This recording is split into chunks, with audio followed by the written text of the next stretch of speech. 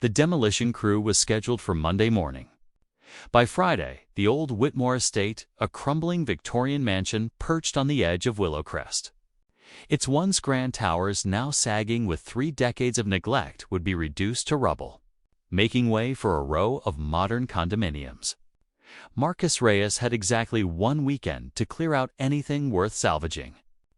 At 36, Marcus had built a modest but respected business, restoring architectural antique stained glass windows, hand-carved banisters, ornate fireplace mantels, rescuing pieces of history before they vanished into landfills.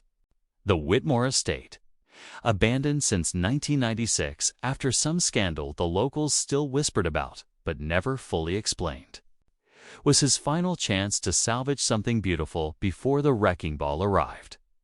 He hadn't expected to find anything but dust, decay, and maybe a few pieces of forgotten furniture.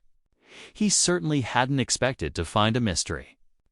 The library was the most magnificent room in the house, or had been, once. Floor-to-ceiling mahogany bookshelves, an Italian marble fireplace imported in 1923, crystal chandeliers now shrouded in cobwebs and dust. Marcus worked methodically, carefully removing the ornate fireplace surround, when his crowbar struck something that wasn't stone. A small metal box, rusted but intact, had been wedged into a hollow space behind the marble, facing hidden so precisely it could only have been placed there deliberately, meant to be found by someone someday. Inside, wrapped in a silk scarf that had somehow resisted decades of decay, was a single envelope, cream-colored, expensive stationery, sealed with wax that bore an elegant W insignia. The date on the postmark read October 14, 1996, exactly 30 years ago, that very week. Marcus's hands trembled as he held it. The envelope was addressed simply, "To whoever finds this, please find her." Marcus sat on the dusty library floor, golden late afternoon light streaming through grimy windows, and carefully opened 3 decades of secrets. The letter was written in elegant, slightly shaky handwriting. "My name is Eleanor Whitmore. If you're reading this, I'm likely gone, and this house has finally met its fate. I need you to know the truth about what happened here, because for 30 years, an innocent woman has carried the blame for something she never did." Eleanor's words unfolded a story of glittering high society gone wrong, galas held in this very mansion, attended by senators and celebrities. A family fortune built on textile manufacturing, and at the center of it all, a devastating fire in October 1996 that had destroyed the estate's east wing and claimed the life of Eleanor's husband, Charles Whitmore. The official investigation had concluded that Charles's mistress, a young woman named Isabel Cruz, who worked as the family's private art curator, had started the fire during a jealous confrontation. Isabel had fled that night and was never seen again. Universally condemned by the press, her name forever tied to scandal and murder. But Eleanor's letter revealed the truth. Isabel was innocent.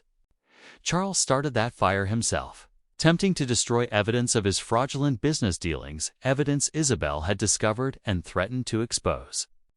When he realized the fire was spreading beyond his control, he panicked. Isabel tried to save him. She never confronted him with violence. She confronted him with courage, urging him to escape before the flames consumed the wing. He didn't listen. He died trying to retrieve his files, not because of her, but because of his own desperate greed. I said nothing because I was protecting my family's reputation, protecting the business empire my husband had built, an empire built partially on lies I didn't discover until after his death. I let an innocent woman's name be destroyed to protect a dead man's legacy.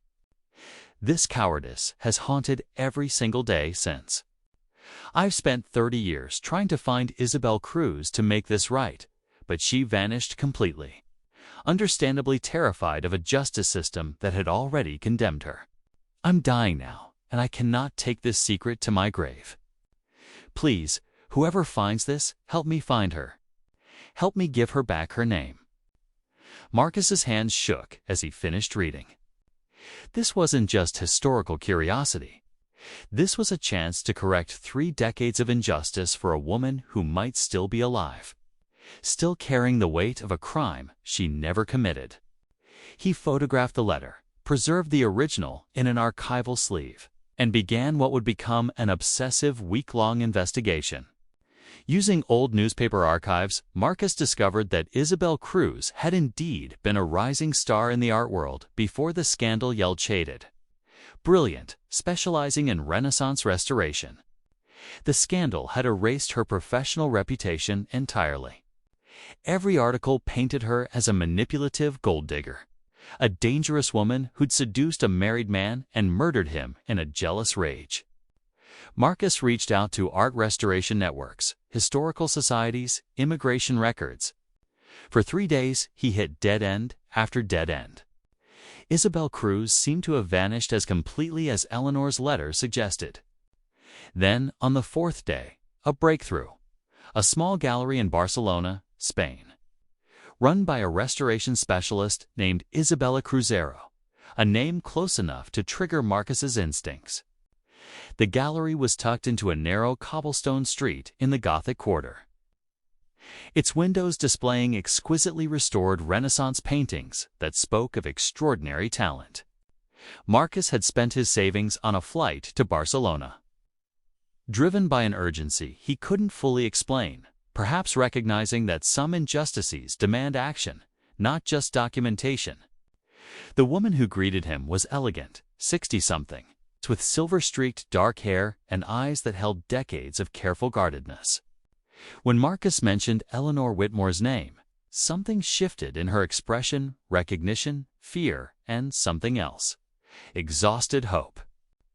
"I don't know who you're talking about," she said, but her trembling hands betrayed her. Marcus showed her the letter.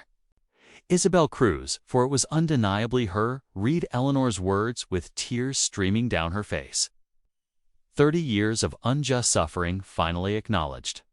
She had rebuilt her life in Spain under a new identity, becoming one of Europe's most respected art restorers. But she had never stopped looking over her shoulder, never stopped carrying the weight of a crime she never committed, never able to fully claim the brilliant reputation she'd earned because it existed under a false name. "I loved him, but I never hurt him," she whispered. "I tried to save him. I've spent 30 years being haunted by that night, by his death, by everyone believing I was a murderer." Marcus helped Isabel navigate what came next, working with lawyers to formally clear her name using Eleanor's letter as evidence, connecting her with journalists who would tell her true story with dignity rather than scandal. The revelation made international news. A 30-year-old miscarriage of justice finally corrected. A wrongly accused woman finally vindicated. A dying widow's final act of courage revealed. Through a hidden letter discovered just days before an historic mansion's demolition, Isabel Cruz, now able to reclaim her true name and full history, was invited to have her restoration work exhibited at galleries that had once shunned her. Museums that had erased her contributions now celebrated her genius. She received formal recognition from art institutions worldwide. Her 30-year body of restoration work suddenly viewed through the lens of her true, unblemished character. But more than professional vindication, Isabel found something she'd lost decades ago: peace. The Whitmore estate was demolished as scheduled, but not before its most important treasure had been discovered and delivered.